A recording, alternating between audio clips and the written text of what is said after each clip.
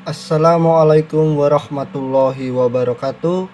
Perkenalkan, nama saya Riki Wahyu Nugraha, NIM 2001010140, kelas 5A5, MK Perencanaan Pengembangan Sumber Daya Manusia, dosen pengampu Dr. Ronald Aprianto SEMSI. Baiklah, saya di sini akan menjawab 3 soal yang diberikan Pak Ronald. Soal UAS, ujian akhir semester. Yang pertama yaitu adalah, kalau kamu seorang manajer di suatu organisasi, bagaimana cara saudara menentukan jumlah pegawai yang dibutuhkan dalam organisasi? Menurut saya, dalam menentukan kebutuhan pegawai adalah proses yang dilakukan secara logika, teratur, dan berkesinambungan untuk mengetahui jumlah kualitas pegawai yang dibutuhkan. Untuk menentukan jumlah pegawai yang tepat yaitu, yang pertama, jenis pekerja. Jenis pekerja yaitu ragam aktivitas yang dilakukan oleh pegawai untuk memenuhi kebutuhan organisasi. 2. Sifat pekerja. Sifat pekerja adalah berpengaruh dalam penetapan formasi suatu organisasi. Yang ketiga, perkiraan beban kerja, yaitu perhitungan atau penentuan tenaga yang dimiliki setiap pegawai. Yang keempat, perkiraan kapasitas pegawai, yaitu kemampuan seorang pegawai untuk menyelesaikan pekerjaan tertentu dalam jangka waktu ditetapkan.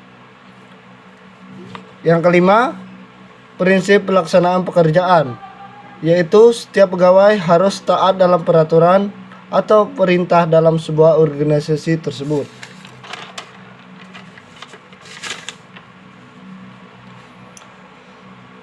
Baiklah, nomor 2. Kenapa peran lingkungan organisasi harus diperhatikan dalam perencanaan dan pengembangan SDM? Jelaskan. Karena perencanaan SDM harus memperhatikan peran lingkung organisasi baik secara internal maupun eksternal.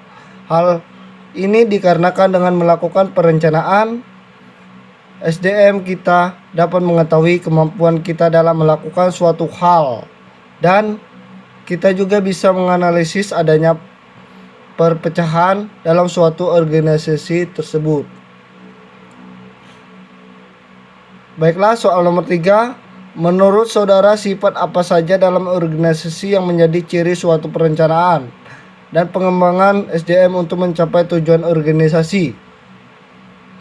Menurut saya, sifat-sifat perencanaan yang baik yaitu, yang pertama, adanya kesatuan rencana dalam suatu organisasi.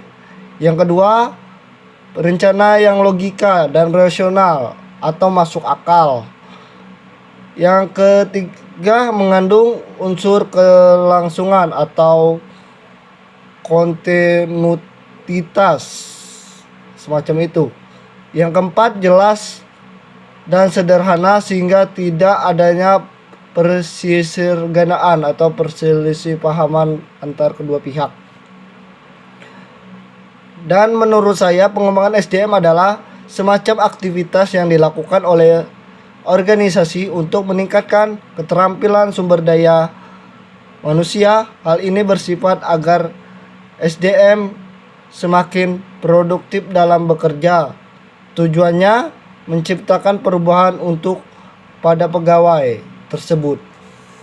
Baiklah, itu saja jawaban UAS saya. Apabila saya ada salah kata, saya mohon maaf. Kepada Allah saya mohon ampun. Wabillahi taufiq walhidayah. Wassalamualaikum warahmatullahi wabarakatuh.